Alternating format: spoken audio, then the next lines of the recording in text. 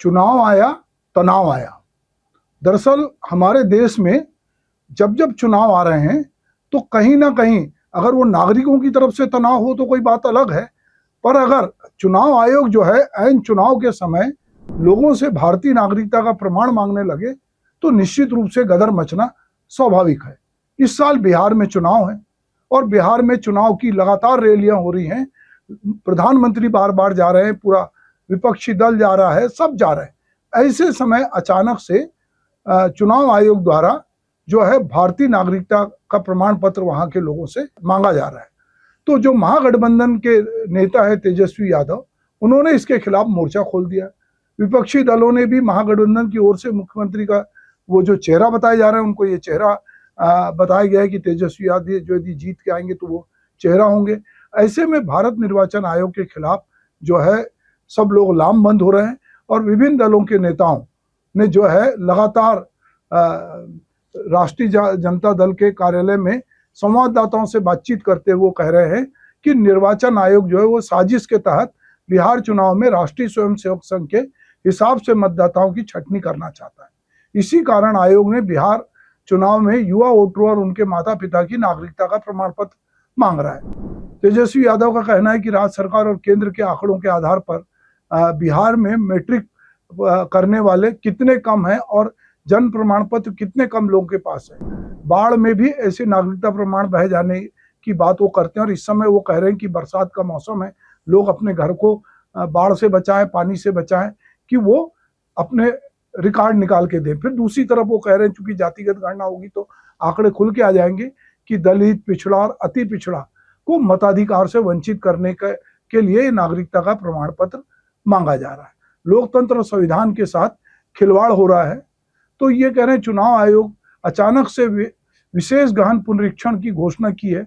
इसका मतलब यह है कि फरवरी माह में जो वोटर लिस्ट पब्लिश हुआ था, अब पूरे 8 करोड़ बिहार वासियों का वोटर लिस्ट जो है वो साइड कर दिया गया है। अब नए सिरे से वोटर लिस्ट बनाए जाएंगे। इसी तरह की बात जो है वो ममता बनर्जी भी कह रही कि अभी तो बिहार टारगेट है, पर थोड़े दिन बाद पश्चिम बंगाल में भी यही करेंगे। तो 8 करोड़ लोगों का 25 दिन के अंदर आप कैसे वोटर लिस्ट कर लेंगे, डोर टू डोर आप जाके कैसे मतदाता सूची बना लेंगे। ऐसे कागजात मांगे जा रहे हैं जो गरीबों के पास नहीं है। 22 साल के बाद विशेष गहन पुनरीक्षण की जरूरत क्यों है, ये सवाल जो है वो कर रहे हैं और कह रहे हैं कि प्रधानमंत्री नरेंद्र मोदी और बिहार के मुख्यमंत्री नीतीश कुमार डरे हुए हैं। बिहार के हाल को देखते हुए नीतीश कुमार दिल्ली जाते हैं और चाहते हैं कि गरीबों का नाम वोटर लिस्ट से हट जाए, ये उनका आरोप है। इसी तरह का, और लालू प्रसाद भी लगातार यादव जो है वो इसी तरह की बात कहते हैं कि इनको लोकतंत्र नहीं सुहाता है और ये गरीबों को और वंचितों का अधिकार से छीनना चाहते हैं। सही बात यह है कि अब चुनाव होने वाला है तो क्या डोर टू डोर पुनरीक्षण हो जाएगा, कितने लोगों के नाम कटेंगे। अभी राहुल गांधी लगातार महाराष्ट्र को लेकर सवाल कर रहे हैं, अभी लगातार वो चुनाव आयोग को घेर रहे हैं, उसकी निष्पक्षता पे सवाल कर रहे हैं। ऐसे में चुनाव आयोग ने अभी ये निर्णय लिया है, अभी वहां पर मानसून है, वहां का 73% इलाका जैसा कि तेजस्वी कह रहे हैं कि बाढ़ प्रभावित है। ऐसे में लोग अपनी जान बचाएंगे या चुनाव आयोग को कागज दिखाएंगे। आप याद करें कि हम कागज नहीं दिखाएंगे, इस तरह का स्लोगन भी हमारे देश में पहले आ चुका है जब नागरिकता प्रमाण पत्र मांगा जा रहा था, और उस पर ये कविता बहुत जो लोकप्रिय हुई थी कि हम कागज नहीं दिखाएंगे। बाद में लोगों ने, और फिर जब बहुत विरोध हुआ तो कहीं ना कहीं इससे एक पीछे हटे। अब लोगों को ये डर है कि बिहार में फिर से कहीं गरीबों का राशन कार्ड, पेंशन बंद करने की ये साजिश तो नहीं है, छात्रवृत्ति बंद करने की योजना तो नहीं है। अब बिहार में इसको अलग अलग तरह से रंग दिया जा रहा है क्योंकि चुनाव है, और चुनाव होता है तो एक दूसरे पे आरोप प्रत्यारोप लगाना ये एक बड़ा कॉमन बात है। और अब चूंकि बैठे ठाले निर्वाचन आयोग ने पुनरीक्षण का दांव फेंक दिया, इसलिए बिहार जो है इस समय जो है वो गर्म हो गया। और बिहार की देखा देखी अब ममता बनर्जी भी जो है वो इसी तरह की बात कर रही कि अगले साल चूंकि पश्चिम बंगाल में भी चुनाव होगा और उत्तर प्रदेश में भी चुनाव होंगे, तो अब जो है कहीं ना कहीं लोगों को ये लग रहा है कि ये चुनाव में बहुत सारे लोगों को 4% ऐसे लोग हैं जो कह रहे हैं कि 39 से 40 की आयु में है जिन्हें अपनी नागरिकता के दस्तावेज देना है। दूसरे समूह में 20 से 38 वर्ष के लोग हैं, यह 85%। इन्हें अपने माता पिता की नागरिकता को साबित करना है। लगभग 11% लोग हैं जो 18 से 20 उम्र के हैं, उन्हें अपने माता पिता और अपनी नागरिकता के दस्तावेज देने होंगे। तो एनआरसी जैसी साजिश रची जा रही है, ऐसा विपक्षियों का आरोप है। वोटर लिस्ट को लेकर ममता बनर्जी जैसे कि वो भी केंद्रीय चुनाव आयोग पर जो है वो भड़क रही हैं और कह रही कि 6 राज्यों में मतदाता सूची के विशेष गहन पुनरीक्षण की घोषणा के बाद जो है उनको लग रहा है कि ये अब नंबर पश्चिम बंगाल का आने वाला है। और ममता बनर्जी कह रही हैं कि पूरे देश में एनआरसी की जैसी प्रक्रिया जो है लागू करने की ये तैयारी है।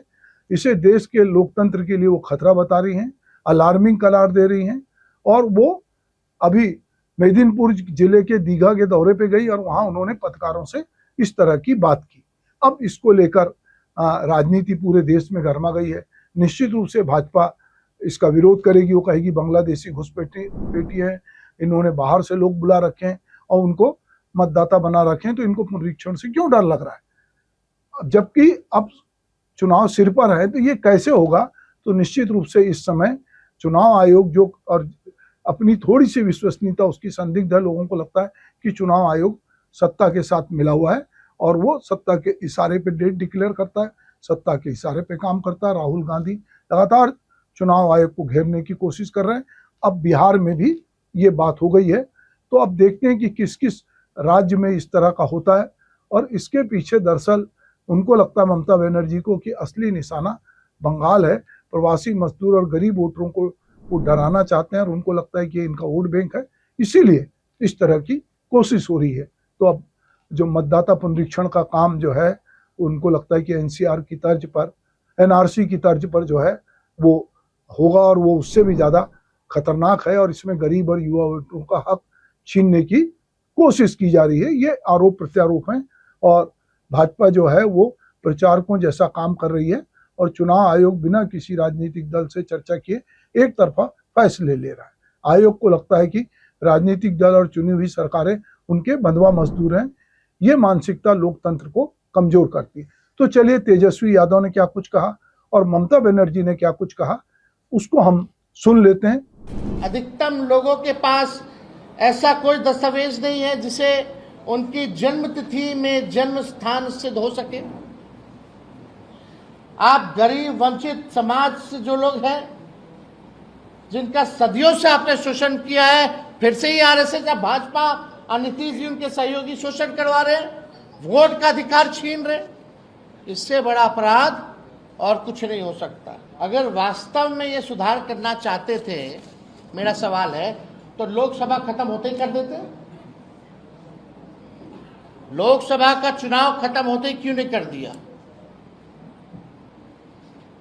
मतलब आप इंतजार कर रहे थे कब 2 महीना बचेगा बिहार के चुनाव का, कब बाढ़ आएगा, तो हम साजिश के तौर पर छटाई करेंगे ताकि सत्ता में बैठे लोगों को फायदा पहुंचाए। और सवाल उठता है कि केवल बिहार में ही क्यों और देश भर में क्यों नहीं हो रहा। अभी चुनाव आयोग पूरा सेंट्रल गवर्नमेंट से काम करता है, इलेक्शन कराता है, एक भी स्टेट पुलिस को साथ में नहीं लेता है, स्टेट ऑफिसर को नहीं लेता है। आरएसएस देख के, प्रचारक देख के, आरएसएस को कोई कुछ लोग को हम सम्मान करते हैं, लेकिन अभी जिस तरह कर रहा है इसमें हमारा डाउट बढ़ रहा है। वो क्या किया, वो देख के ऐसा ऑब्जर्वर देते हैं जो खाली बीजेपी को लेके और सीएपीएफ के लेके मीटिंग किया है। इवन बाई इलेक्शन का पहले भी वो बहुत कोशिश किया। तो आपने सुना कि अब चुनाव में जो है आरोपों की धार तेज हो गई है। जैसे जैसे चुनाव नजदीक आएंगे आरोप प्रत्यारोप चलेंगे और जो केंद्रीय संस्थाएं हैं उन पर बहुत सारे सवाल खड़े होंगे।